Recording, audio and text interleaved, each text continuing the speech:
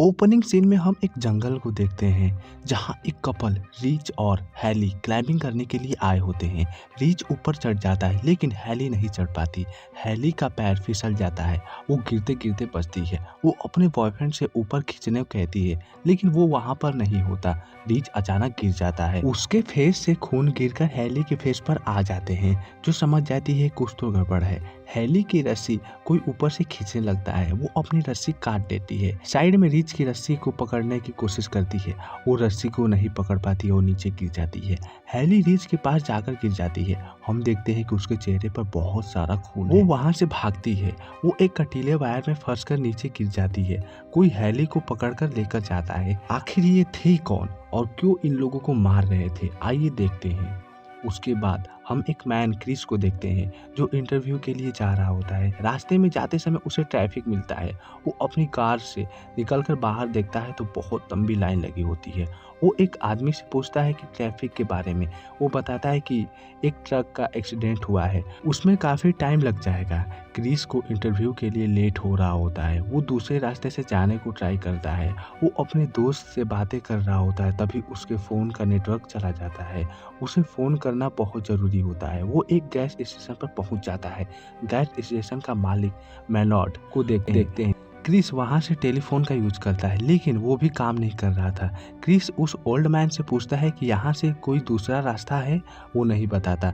उसे एक मैप दिखता है, उसमें एक रोड होता है, बियर माउंटेन रोड। वो उसी के माध्यम से यहाँ से बाहर निकलेगा।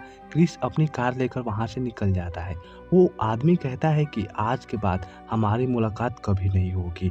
आखिर वो ऐसा क्यों बोला? वो रास्ते से होकर जा रहा होता है, उसको कुछ मरे हुए जानवर दिखाई देते हैं। वो उन्हें देखने लगता है, तभी उसके सामने खड़ी गाड़ी से टक्कर हो जाता है, जिससे उसके गाड़ी को बहुत ज़्यादा नुकसान हो जाता है। जिनकी गाड़ी होती है वो लोग घूमने के लिए आए होते हैं।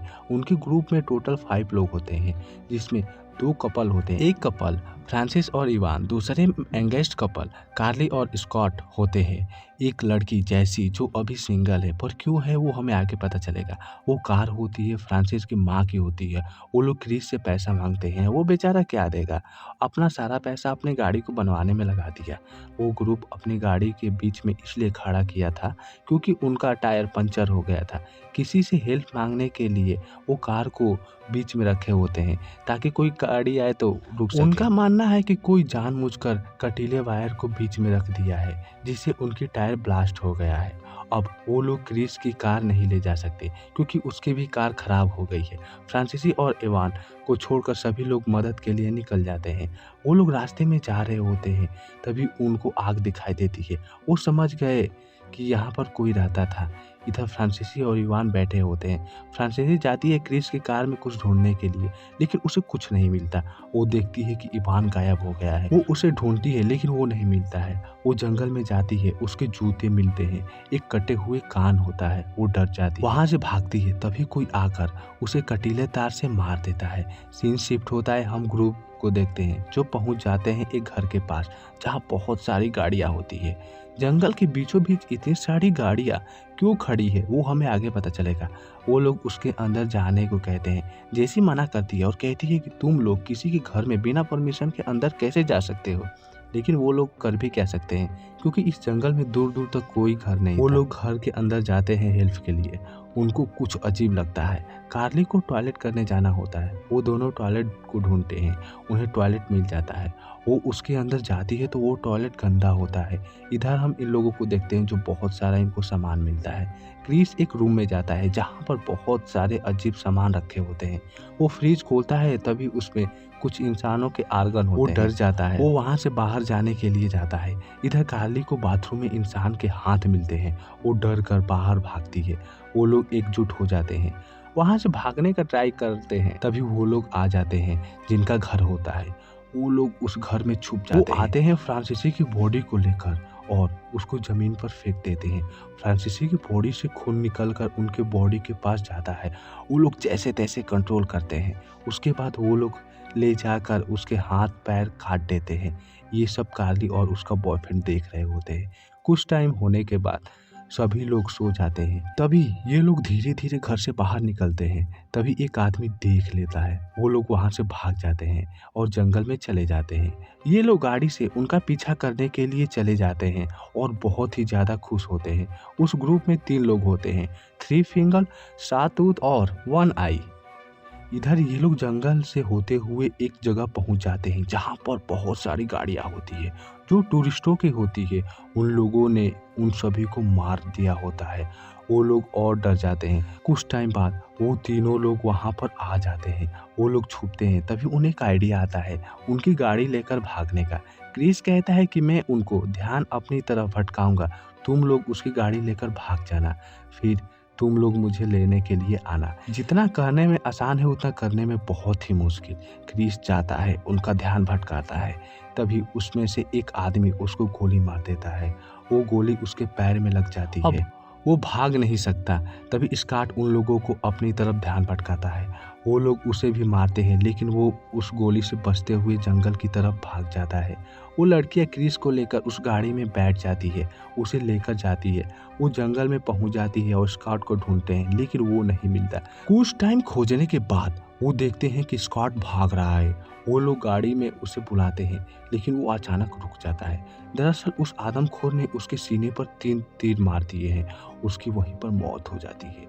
कार्ली देखकर रोने लगती है क्योंकि उनकी जल्द ही शादी होने वाली थी। वो आदमखोर उन्हें भी मारते हैं लेकिन वो लोग गाड़ी लेकर वहां से भाग जाते हैं। जब रास्ते में वहां से निकल रहे होते हैं तभी उनको एक पेड़ दिखाई देता है जो रोड पर पड़ा होता है। वो बहुत ही भारी था इसीलिए वो लोग उठा नहीं सके और पैदल ही निकलने का फैसला किए। वो लोग पैदल ही जा रहे होते हैं तभी क्रिस एक ट्रैप से बचता है। वो लोग आदमखोरों ने पूरे जंगल में ट्रैप बिछाए हैं कि कोई ट्रैप में फंसे और उनका पैर कट जाए और वो इस जंगल से भाग ना पाए और वो आदमखोरों से पकड़ ले और अपना खाना बनाए। कुछ दूर चलने के बाद उन्हें टावर दिखाई देता है। वो लोग उसके ऊपर चढ़ते हैं। ऊपर से देखते हैं कि दूर दूर तक बस जंगल दिखाई देता है। वहाँ पर उन्हें लाइट, बैंडेज और कुछ रेडियो मिलते हैं। वो लोग बैंडेज का उपयोग जिस पर चोट लगी होती है उस पर करते हैं। रेडियो का उपयोग पुलिस से कांटेक्ट करने के लिए करते हैं लेकिन कोई रिस्पॉन्स नहीं मिलता उन लोगों को। तभी आदमखोर आग लेकर वहां पर आ जाते हैं। वो लोग लाइट को ऑफ कर देते हैं और चुप हो जाते हैं। तभी वो रेडियो बजने लगता है। आदमखोर को पता चल जाता है कि वो लोग ऊपर है। वो लोग ऊपर चढ़ने लगते हैं। ये लोग परेशान होते हैं कि क्या किया जाए। वो लोग टेबल को दरवाजे के पास रख देते हैं जिससे वो लोग अंदर ना आ सके। तभी एक आदमखोर आ जाता है। वो लोग उसे नीचे खींच देते हैं। कुछ टाइम बाद वो लोग इस टावर को आग लगा देते हैं। वो टावर जलने लगता है। तभी वो लोग वहां से पेड़ पर कूदने का फैसला करते हैं। वो लोग जैसे तैसे करके पेड़ पर कूद जाते हैं। कूदते समय एक आदमखोर उसे देख लेता है।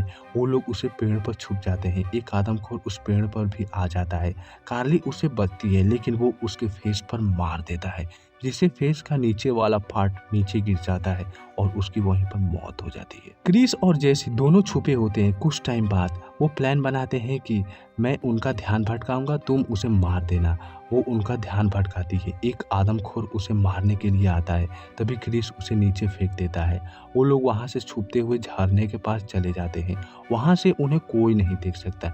जैसी बताती है कि उसके बॉयफ्रेंड से ब्रेकअप हुआ था तो मैं बहुत ज़्यादा टेंशन में हो गई थी। मेरे दोस्तों ने अपने काम से छुट्टी लेकर मुझे यहाँ पर लाया। वो लोग मर गए हैं। जैसी बहुत ज़्यादा दुखी होती उसके बाद सुबह होती है। वो लोग वहाँ से बाहर निकलते हैं। तभी आदमखोर जैसी को पकड़ लेते हैं और क्रिस को वहाँ से नीचे फेंक देते हैं। जैसी को लेकर चले जाते हैं। क्रिस को एक पुलिस की कार दिखाई देती है। क्रिस पुलिस के पास जाता है और उससे बताता है कि यहाँ पर आदमखोरों ने मेरे दोस्तों को पकड़ा होता है। आदमखोर पुलिस वाले को मार देता है। क्रिस कार में जाता है स्टार्ट करने के लिए लेकिन वो स्टार्ट नहीं होता। क्रिस जाकर कार के नीचे छुप जाता है। आदमखोर आता है, उसे ढूंढता है लेकिन वो नहीं मिलता। उस पुलिस वाले को कार में डालकर गाड़ी को लेकर वहां से चला जाता है। इधर आदमखोर जैसी को पकड़ा होता है, उसे मारने वाला होता है। तभी वो आदमखोर पुलिस वाला को लेकर आ जाता है। वो लोग उसका सफाया करते हैं। जैसी को मारने वाले होते हैं तभी वहां आग लग जाती है। वो आग लगाया होता है क्रिस ने। वो गाड़ी लेकर आता है और 1-2 आदमखोर को मारता है जैसे को छुड़ाता है। वो दोनों मिलकर आदमखोरों को मारते हैं और वहाँ से निकल जाते हैं। उसके बाद उस घर को ब्लास्ट कर देते हैं, उसकी गाड़ी लेकर वहाँ से निकल जाते हैं। वो गैस स्टेशन पर जाते हैं। वो आदमी डर कर अंदर चला जाता है क्योंकि वो आदमी जानता था उनके बारे में। वो लोग आते हैं और इस मैप को हटाकर वहाँ से चले जाते हैं। मूवी के लास्ट सीन में देखते हैं कि पुलिस वाला आता है और वहाँ पर चेक करता है। तभी एक आदमखोर आकर उसे मार देता है। अभी सिलसिला बंद नहीं हुआ है। चलिए इसके नेक्स्ट पार्ट में समझते हैं कि उनके साथ क्या हुआ और वो लोग जिंदा हैं या फिर मर गए, और वो लोग जिंदा है तो वो लोग क्या करेंगे इंसानों के साथ। तो आइए देखते हैं पार्ट 2 में क्या होता है।